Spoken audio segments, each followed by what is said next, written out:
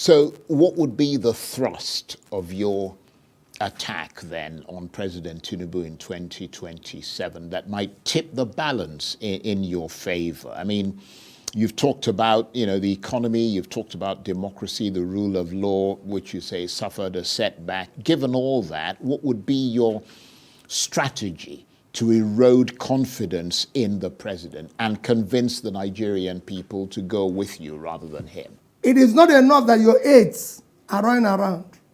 You, who is the main person, have to have an idea, be competent, have the capacity, have the compassion, the energy to do the job. It is not something you can lease out. Governance, leadership, is not something you can just hire somebody else to do for you. You are the leader. You should be the one answerable to the people, doing the right things. You're the chief person, and you should be in charge. We have too much of delegated responsibility here. That shouldn't be. It is what is happening can be turned around with a competent leader that has the capacity and compassion to serve. Because we have low-hanging fruits. There's nothing in following the rule of law. There's nothing in ensuring orderliness. There's nothing in fighting corruption. People say it's difficult. It is not. If you are not involved, you reduce it by 50%. There's nothing in investing in critical areas of development. We're borrowing money, every left, right, and center. Invest that money properly. Tell Nigerians, come out, Charles, leaders come out every day and address their people. I will make sure I address Nigerians at least once every month and tell them what is happening. They want to know. I want to visit universities and tell them what is happening. I want to tour the states and see for myself what is happening. That's what it should be. We can change it. It's happened before. And I mean, some prominent opposition politicians have suggested that you should abandon your ambition of contesting the next presidential election and team up with Atiku Abubakar again as his deputy. Which prominent politicians? With an agreement, well, I'm not going to mention names, but I mean, quite a number of them have suggested that you should team up with Atiku Abubakar as his deputy with an agreement that after one term, he will work to make you president. They say that without this alliance, both you and Atiku will lose in 2027. What is your reaction to that? Charles, elections are won, elections are lost by the vote of the people. All these things you're talking and all these things people are talking is because we are not democratic. Charles, we are talking of working together for the sake of the country, not because of political posts. I've said it before. But if you don't have political power, you won't be able to change the country. Charles, agree with that. That's why I've always said, I'm not desperate to be president. I'm desperate to see Nigeria work. Charles, it is all these alliances, all these groupings that brought us to where we are today. Because people were blinded. Instead of seeing what they would do to make the country work, make the country productive, they were focused on wrestling power. What are we going to use the power to do? The argument is that even if you win in 2027, you'll be forced or prevailed upon to hand over to the North after just one term in 2031, which will not be enough for you to fulfill these electoral, let me just make the point, these electoral promises. Whereas if you worked with a one-term Northern presidency in 2027, you'd be more likely to scale through in 2031, assuming the North keeps to the agreement. Does that sound like a reasonable proposal to you? Because you mentioned Yaradua, who came into office. He had to come into office before he started trying to change things. Charles, the president that is there today, how many years has he stayed? 2 years. And you could see where we are. Look at the turn of things in 2 years. That means that you can change things in 2 years. If I was there in 2 years, Charles, that you would have seen considerable change. In critical areas, I would have tackled corruption head on. I would have reduced cost of governance. And you will see it. People will feel it. And those monies invested in critical areas. You talked about devaluation of Naira. There's nothing wrong in devaluation. I would have done something.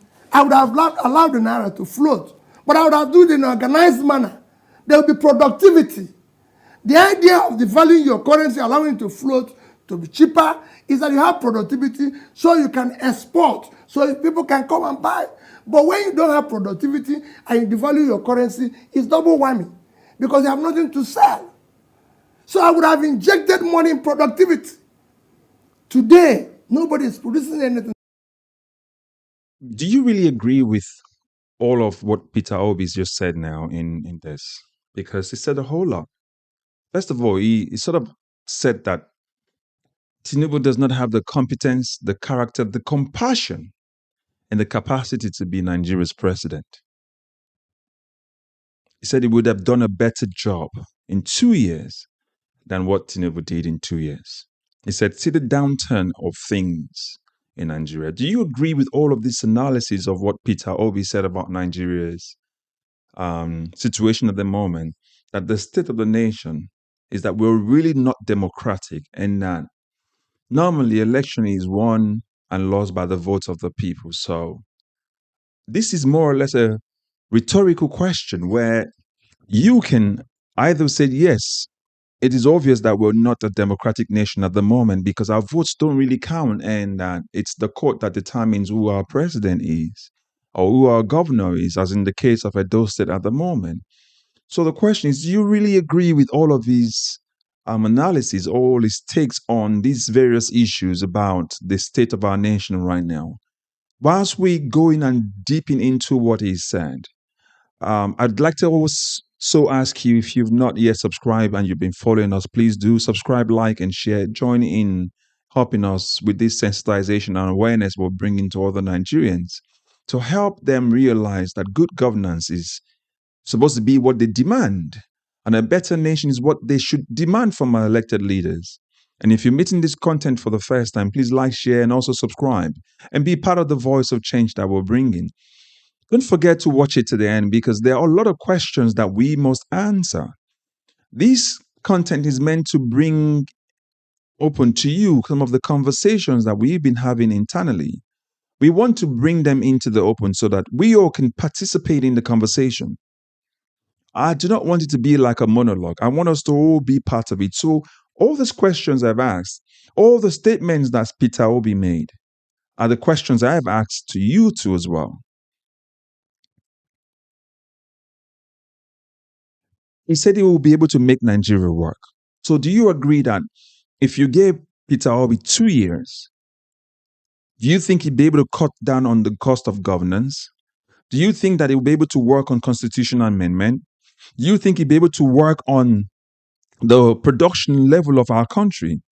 Because he said that he would have devalued Nigeria's currency and he would have floated Nigeria's currency, but he would have done it in a more systemic way, where there will be production so that when you're devaluing the currency and you're floating the currency, but you're selling something at cheaper rate, but you're bringing in something more, similar to what China has done for so many years, which is one of the big reasons why America and China are always fighting.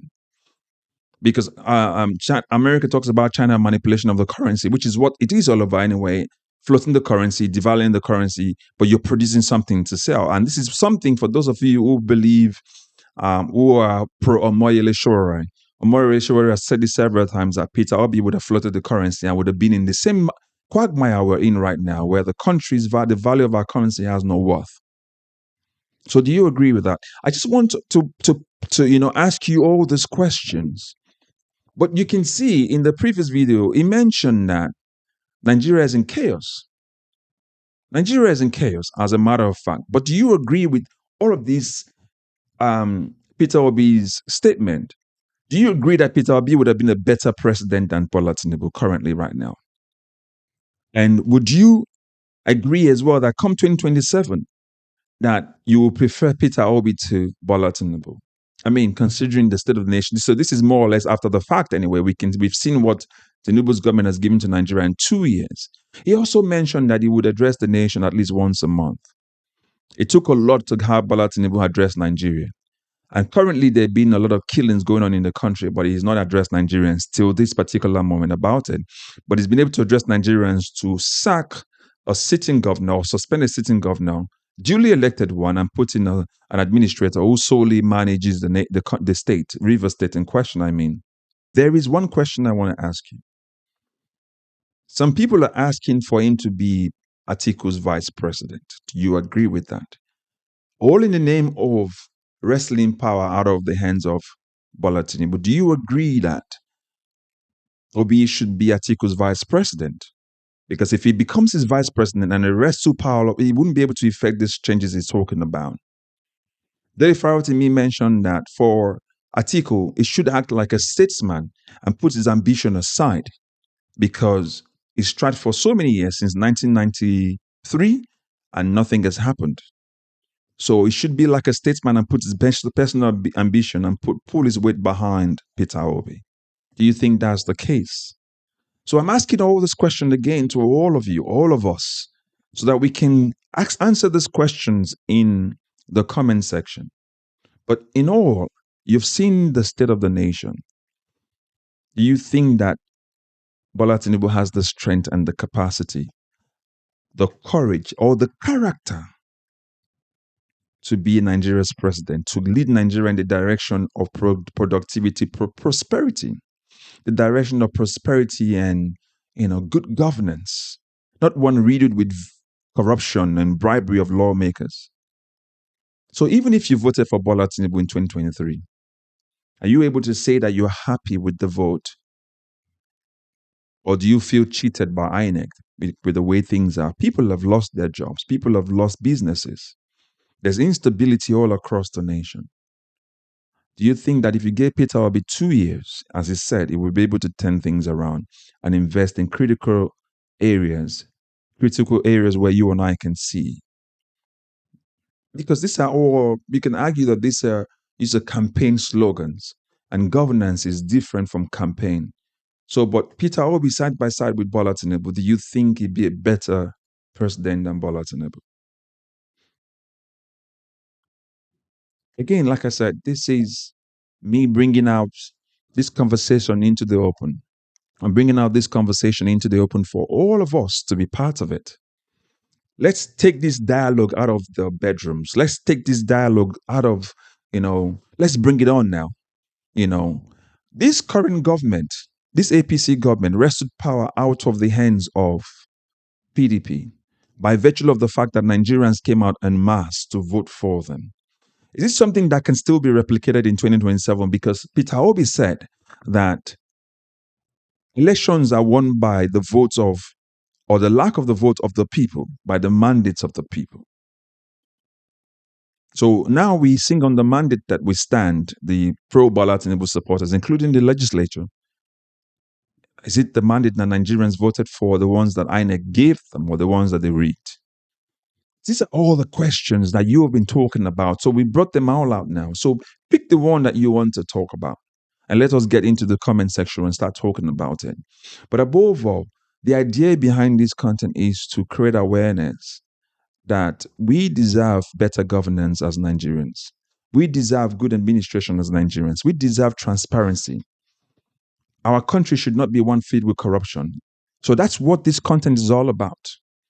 That you can call your elected officials to order. Because for so long, we've been quite passive and we've been docile. We've not been active. And the one thing that the political class very well fear is an active people, active citizens. And in every country where advancement is made, the people are always involved in the advancement of it. So we are trying to awaken you to be quite active, because you cannot sit back and say you don't care, because the effect of it is there. Your father, your mother, your brother, your sister, your uncle, your auntie might be the next victim, whether they're in the city or in the villages. Look at your roads, look at your hospitals, look at your homes. Do you have the basic infrastructure that you can rely on? Look at our schools. There's nothing to write home about. It's what this content is all about. This awareness is what we're creating. We want an active member of the Nigerian society. We want you to be part of it. Because now we've realized keeping quiet is agreeing to the nonsense that we currently see in our state and our country every day and in our different states, where thugs and government officials have used thugs to, stifle the people and use the police to suppress the people. That's what this content is all about. So I'm poking that, that desire inside of you. I am trying to awaken that desire inside of you so that you can be part of this, awareness. You can be part of it and you can wake up. You cannot be docile anymore. You cannot afford it anyway. Whether you're home, whether you are in the diaspora, you cannot afford it anymore. Because if you're in the diaspora, you're taking the slacks of the government. But if you're at home, you're suffering it as well. So why would you want to keep quiet? So as I said earlier, if you're meeting this content for the first time, please like, share, and subscribe. And put your comments in the comment section. And if you've been following us and you've not yet subscribed, please do so. Subscribe, like, share, and participate in the comment section as well. Pick a topic of yours and let us delve into it together. But don't forget to click on the bell notification as well so that you get notified when new contents are released. This Nigeria of ours must work, and we all have to be part of it together. And this is what this content is all about. And this is what this channel is all about for me and you. As always, thank you and God bless you. But make sure you share this content. Catch you up in the next video. Bye-bye for now.